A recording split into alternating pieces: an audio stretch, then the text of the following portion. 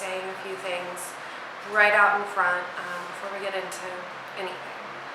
It's been a minute since I've made a serious video about something real and something that's really not easy to talk about. I felt like it was time to sit down and talk about something real.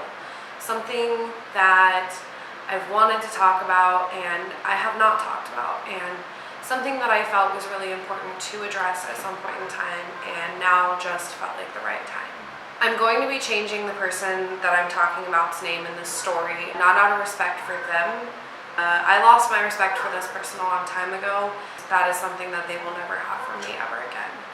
But out of not wanting to cause problems in real life for anyone else, myself included, not wanting to do that, and also just because I don't really feel it's necessary. Well, that's not what I'm trying to do. That's not what I'm trying to get from filming this video. I just want to talk about my story and talk to other people out there that could be going through the same types of things. The last thing that I want to mention is that this video could be triggering to somebody. This video could be upsetting, so if you're easily upset about things, or if you just don't like my more serious videos, then this is definitely not going to be the video for you, and you should probably click out like now. I'm sure that from the title you can tell that this is going to be about a toxic, abusive relationship. So this relationship wasn't abusive in one way, it was abusive in every possible way it could be, mentally, physically, whatever. I'm going to really focus today on the physical aspects of the relationship that were abusive. The mental abuse could go on and on, but quite honestly, I don't remember word for word all the fights. It's been 10 plus years at this point, so I'm not even going to get into that. I do have one story that is about the mental abuse. I bring it up because it upset me so bad that I remember it. I still don't remember exactly the conversation or exactly what was said, but it really, really upset me. So I really want to start this story, and I want to say this. I guess this is kind of like another little disclaimer. By telling this story, I'm telling it from my point of view. There are two sides to every story, and I fully acknowledge and recognize that. I was 14 and 15 years old in the majority of these stories. There is one when I'm older, and I didn't always make the best decisions. I will be upfront, and I will say that right here and right now. I did not always react to things the best, and sometimes, yeah, I totally instigated fights between us. However, that doesn't make it okay to ever hit someone, to ever lay your hands on them. And that is what this story is about. This video is not about this person. I'm not making this in hopes that they will see it. I'm not making this video in any way, shape, or form for them. This video is about me and my story, and that's where we're going. I'm going to name this person, for the purpose of this video, Eric, mostly because I don't know an Eric. Well, that's a lie. I know one Eric, but I've never dated an Eric, and I didn't go to school with anyone that I personally know named Eric. So we're going with Eric. It's a safe name. So from the get-go, Eric and I had kind of a toxic and doomed relationship. From the very, very beginning, we were friends, and that was always fine. He had a really big crush on my best friend in high school, and she was not interested in him, to say the least. Somehow that morphed into him and I being interested in each other. I don't know, it kind of all boiled down to one night where we kissed and blah, blah, blah, not important. So we start dating, and right from the get-go, everything was kind of based off of lies, and that's not a good foundation for a relationship, let me tell you. This person was into a lot of things that I was not personally into. A lot of things that I didn't really want to get behind or be associated with. So there were a lot of lies tied up in that, and just dumb things. You know, it was a very juvenile relationship. I was a freshman in high school when this relationship started, just to give you an idea. But from the get-go, this person kind of tore me down a little bit on the inside. I was not somebody who had a lot of self-confidence or a lot of self-esteem. I felt very poorly about myself. One of the things I was really sensitive about was my weight. Now, why I was sensitive about my weight is crazy, because I was not very big at all. I look back at pictures and I'm like, wow, like, I wasn't fat. Okay, and I will put up some pictures just to give you a visual reference. Not that the stories I'm about to tell you wouldn't be okay whether I was a big girl or a tiny girl. Like, it's just not okay. My cats are really trying my patience right now. So he kind of immediately started in on appearance and on my weight. one of the very first things that he told me that I really think was kind of not only manipulative, but somewhat mentally abusive. And this was in like the first week of us dating, I think. Now, I don't know for sure, but I just remember it being very, very early on. He would tell me, well, I liked my best friend. I don't know what to call her. I don't think she would care if I used her name, but I'm not going to. He would be like, she's so much prettier than you. Like, I was really interested in her, but like basically, now I don't know if he ever actually said it, but I know that what the feeling I got was basically I liked her, but you went for me instead, so here we are. So of course that didn't make me feel very good at all. Then he started with, you're fat, like why do I always end up with fat girlfriends? My girlfriends always get fat. Over time as we've been together, he would say, oh, every girl I date just gets fat. I don't understand what the deal is. Like, wow, okay. This person is not very big. He's very small. He's not like a big tall guy, and he's very, very slender. He was athletic. He skates and does things like that. So he had a six-pack and all of that kind of thing. For some reason, he thought it was okay to tear me down about my body. Now, as an adult, I look at that and I think that he knew that that's something I was very, very sensitive about. However, it is also a recurring theme with him. Every girlfriend he's had since has had an issue with him saying that they were fat, whether it be to their face or behind their backs. So I think the issue is really within him. I'm going to tell you about one particular instance of mental abuse, and then we're going to get into the stories of physical abuse. Now, I don't remember exactly the chronological order that all this stuff goes in. I've worked pretty hard to forget, like, this whole relationship. I'm going to just do it like I did my paranormal stories, and I'm just going to kind of give you the, like, smaller instances and then the bigger instances. I hope that's all right. This is later on down the line in the relationship. At this point in time, I had just gotten my driver's permit, so I was at least 15. I think I was probably a sophomore. Yeah, I was definitely a sophomore in high school. And we were in a locker together at this point in time. I would come to school early to sit in the cafeteria and have breakfast with him. And he sat with all of his friends. Most of his friends didn't really like me either, which now I think it was because of things that he was saying. But I took it really, really personal. They all really liked me.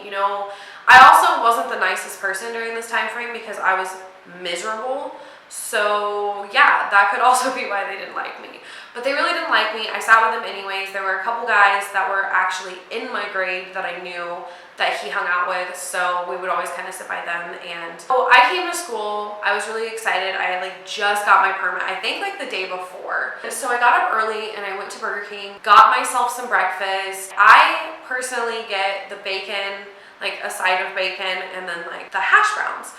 However, I didn't get the bacon that morning because I knew that Eric would make a comment about the bacon being fattening, which it is. So I just got hash browns, went to school, got in my locker, put things away, took my breakfast, went to the cafeteria, sat down with his friends, and waited for him to get to school. As I'm sitting in there, I see him come in and he looks furious. And I'm like, what is he mad about this early in the morning? And he comes up, and before he even sits down, he makes a huge scene, and I don't remember exactly what he said, but it was to the tune of like, wow, I knew you got something disgusting. You left greasy handprints all over our locker. You're eating this greasy, nasty food like you're already fat. Wow, I can't believe that you would eat that. Like, you're so gross. Just like made me, first of all, feel disgusting. And then second of all, just embarrassed me so bad in front of these people, like, that weren't, this wasn't my friend group. This wasn't people that like loved me or, wanted anything to do with me most of the time. And it was just so embarrassing. And I remember his friends even being like, what the, like, bleepity bleep bleep, you know what I mean? Like, what is happening? Like, who are you? I don't exactly remember when the physical abuse started in this relationship. I don't remember one moment where all of a sudden just the dam broke. I don't remember.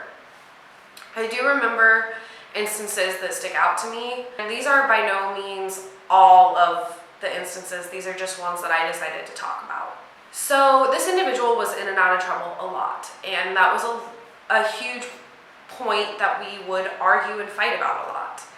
This person, like I said, associated with things that I did not personally at the time associate with, did a lot of things that I didn't want people to think I was doing. So that's another point in which we would argue and fight a lot. We should not have been dating. I'll probably say that a million more times throughout this video, but we should not have been dating. This individual was on what's called informal house arrest in the state that I live in. If you don't know what that is, I don't know if it's the same everywhere, but if you don't know what that is, it is basically where your parent is like your probation officer in a way. You're on house arrest, but kind of only when your parent wants you to be. Particularly if your parent says, oh, you can go to the basketball game or you can go to so-and-so's house, then you can do that. If they say, no, you have to stay home, then you're on house arrest, and if you leave, you're in trouble with your probation officer, and it's this whole thing. Eric was always in trouble. I mean, that's honestly true. He was always in trouble. He was on this informal house arrest. So we had gotten into a few fights because he wanted to sneak out, or he did sneak out, or he was doing things, and it was always a mess. I was at his house a lot during this time because he obviously couldn't just come over to my house to hang out. One evening while I was at his house, we were fighting, and I believe that we were fighting something in the realm of being about him sneaking out. I don't exactly remember what was said, how it started, but we were in the living room with his two younger siblings. He had a male and a female sibling that were quite a bit younger, like still in elementary school, that were in the room with us, and he physically started to fight with me. He pulled my hair and like kind of shoved me down onto the couch.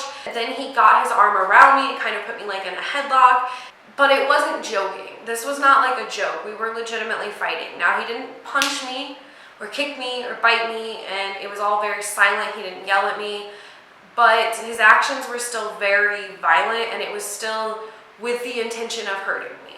What bothers me so much is that it was in front of his two younger siblings. They witnessed something that was not okay, that they probably thought was okay at the time. You know what I mean? Like, it really, really bothered me. The next story that I'm going to tell you about, well, the next two stories that I'm going to tell you about actually take place at the school that we went to, the high school that we went to, one day, and they're both in the same day. This is all in one day, folks. We were fighting about something, I don't know what. He was really mad at me, and that day he decided he didn't care who was around. He was going to let everyone know exactly what he thought about me. He decides that he's going to spit on me in the hallway in front of people. He doesn't just spit on me, ladies and gentlemen. He chews up candy, like colorful candy. I believe it was Gobstoppers, honestly. He chews it up and spits on me in the hallway. So not only did I get spat on, but I actually had to go and physically pick pieces of candy out of my hair, off my face, out of my like whatever I was wearing. It was disgusting, and if you've ever been spat on, you know that it's not a good feeling.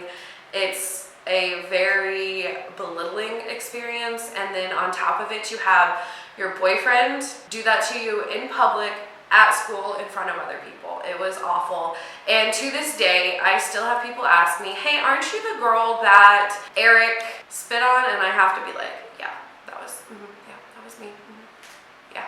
Yet, okay, this happens in front of people he's friends with. And he still has friends at this point in time. Okay, all right. Later in that day, I'm upset. I'm hanging out at school with friends, and I agree to take not one, but two of my male friends home. We're gonna call them chicken shit number 1 and chicken shit number 2. I agree to take them home. Now, chicken shit number 2, I took home all the time, like literally almost every day, and sometimes I even picked him up for school. He really, really should have had my back. So I'm in my car. I had an SUV at the time. It was 4 doors. We're in my car. I'm sitting there. Somehow Eric had my notebook. I don't remember exactly what happened there. I don't know if he went and got it out of our locker or what was going on. He had my notebook. He had gone out and spit candy on my car also. That's how I remember it was the same day. And I was pissed about that, and I just wanted my notebook. So he's outside of my vehicle with chicken shit number 1 sitting in passenger, like in shotgun, and chicken shit number 2 sitting in the middle of my backseat right there. And he's got this notebook, and he's like taunting me with it. So I roll down my car window about this much because I want my notebook, my possession that is mine. He starts to stick the notebook through the window, and then he pulls it back, and he takes his fist and he punches me, like, okay, the window's right here. He punches me like right here, square, right where you would put highlighter.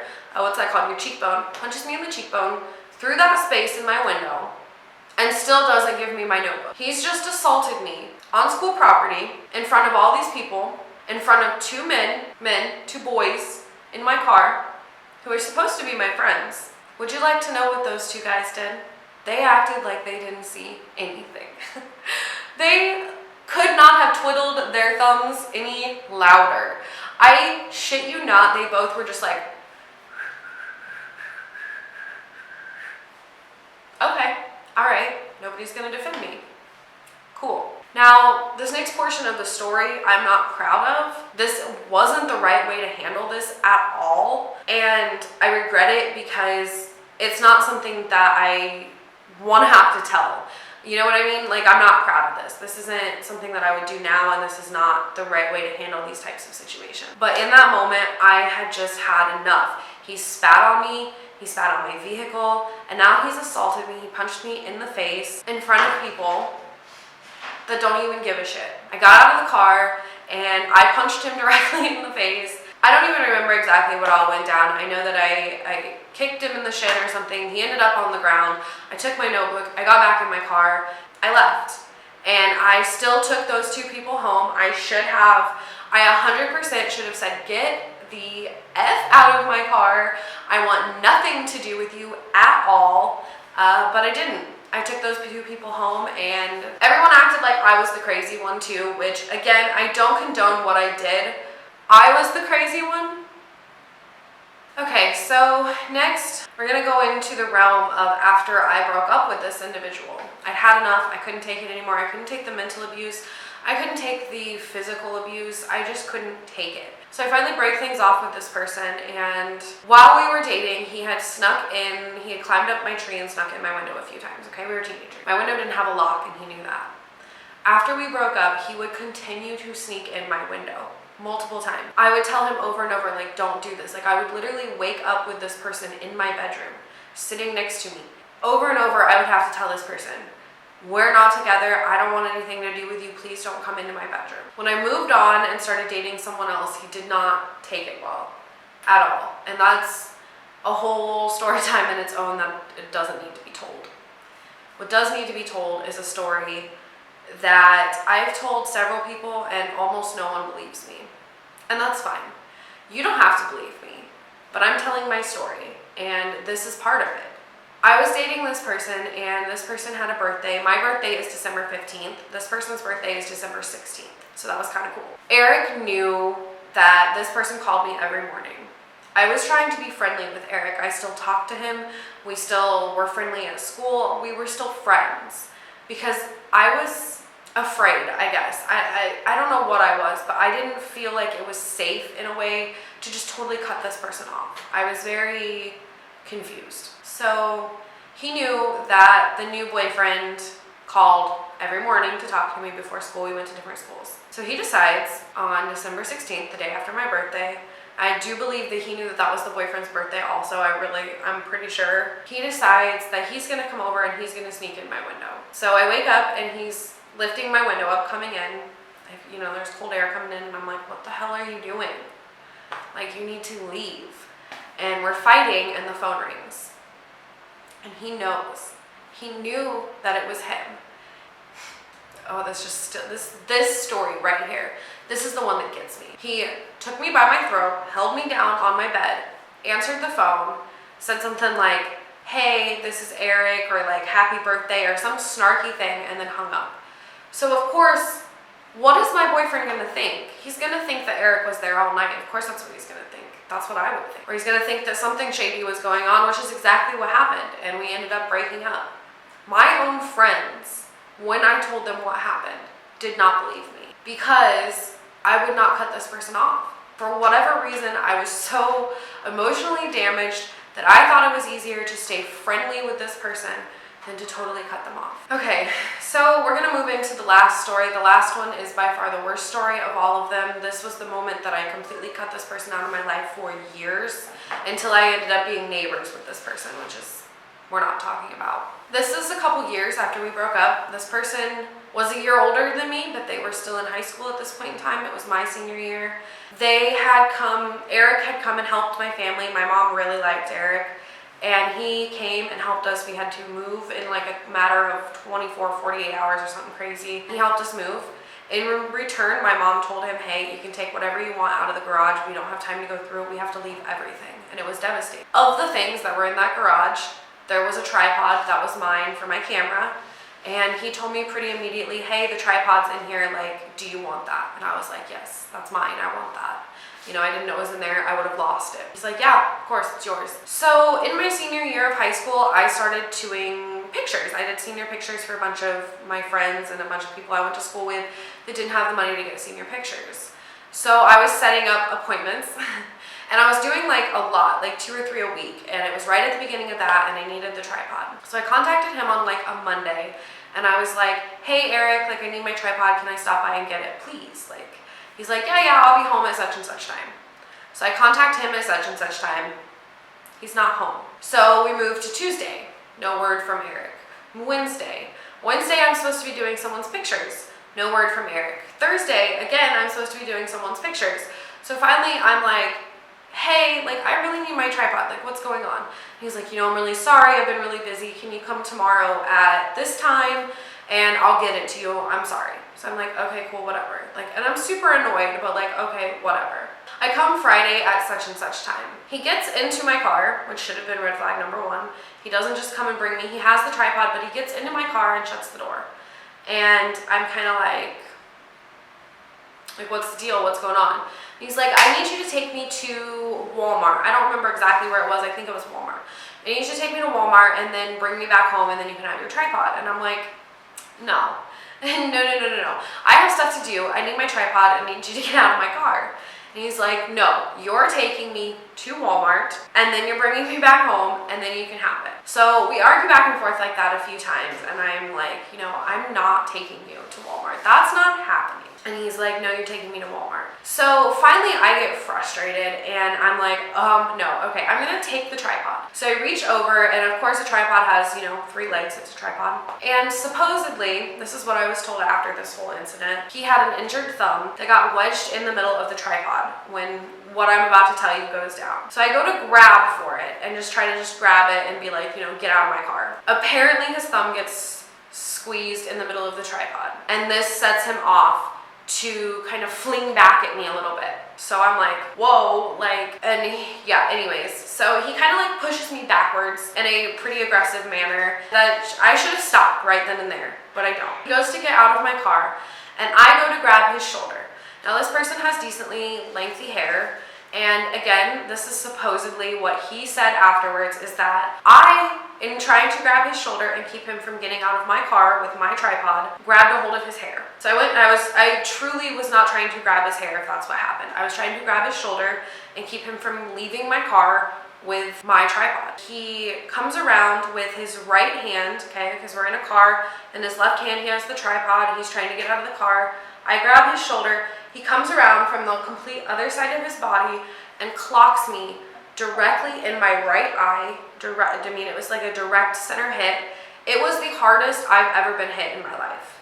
I've been in a few fights. It was the hardest I've ever been hit in my life. It legit kind of knocked the breath out of me, and my eye immediately swelled shut. I mean, my eye was huge. He then hits me 2 more times to the face. Not as hard, but in the same general kind of region of my face.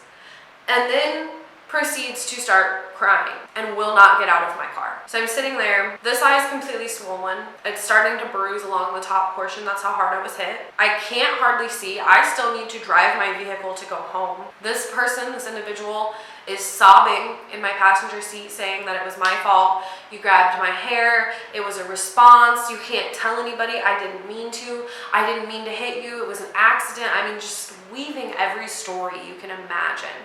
As if this is the first time you've hit me. No, this is just the first time that you lost control and you really hit me. You hit me harder than you meant to. So Eric wouldn't get out of my car. I remember saying, okay, fine, I'm driving home. I drove home with Eric still in my car. When I got home, I looked at him and I said, I'm going inside and I'm calling the cops. And if you're still out here, cool, you'll be here when they get here. Now he took off and left, of course. I didn't actually call the cops. I should have. I absolutely should have at that point in time filed a report. I should have had them take legitimate photos, but instead I went back into that mindset of a victim. And For the first few days, I hid the black eye that I got. And then after 2 days of wearing makeup over my eye, I went to school with my eye uncovered for everybody to see. And I had several teachers ask me about it, and I told them point blank, Eric, this person that you still have in class, this is who did this to me. And you know what I can honestly tell you? Not as many people cared as you would think, as you would hope. I found there were far more people that were far more willing to believe that I would make up the story. Even people that had witnessed him hit me. Even people that had witnessed him spit on me. Even people that had witnessed him verbally abuse me. That is the world that we live in, ladies and gentlemen. And it's sad. I do know for a fact that this person is still very abusive. I later in life was neighbors with this person and witnessed countless times that he was physically abusive to other girlfriends. There were several times where the police got called. There were several times where my door was knocked on by his new girlfriend, you know, who was in trouble. There was a time that he even tried to get into a physical altercation with me, even that later in life. So, do I think that this person will ever change? No, I don't. The most I've ever gotten was not an apology. It was more of a, well, you did a lot of things that really bothered me. Which, I'm sorry, that's not an apology. This person has never said, I acknowledge that I blackened your eye. I'm sorry, that was wrong. Like, I shouldn't have done that. Never. This person won't even admit the things that they've done. They would still rather hide behind and say, oh, that didn't happen. She's a drama queen. Ladies and gentlemen, anyone dating, if the person you're dating lays a hand on you, that is the point where you step away. Don't stand for these things because they don't get better. Those types of people, they don't change. They get worse. The things that happened in this relationship, this very toxic relationship for me, they only escalated and got worse. They never got better. Do not stay inside of an abusive relationship. You're the only person that can stand up for you and say, enough is enough. I'm not dealing with that. Another really valuable lesson I want to throw in here at the end that I learned is stop expecting them to be sorry too. Because I was really stuck on wanting this person to one day realize that they did something so wrong and so bad. And you have to sometimes just let it go. Realize that that person is not a good person and their moral character is not the same as yours. Sometimes they're not going to be sorry. And you have to move on. You have to heal and you have to move on and not let that person affect you anymore. It feels really good to say that I finally washed my hands of this person, and thankfully I don't have any worse stories to tell.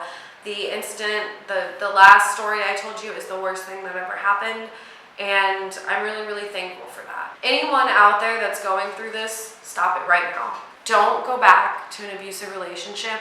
Don't go back to a man that would put his hands on you. Don't go back to a woman that would put her hands on you. You're worth so much more than that. I really hope that each and every person watching this realizes that. If you are in an abusive situation, just get as far away from it as you can be.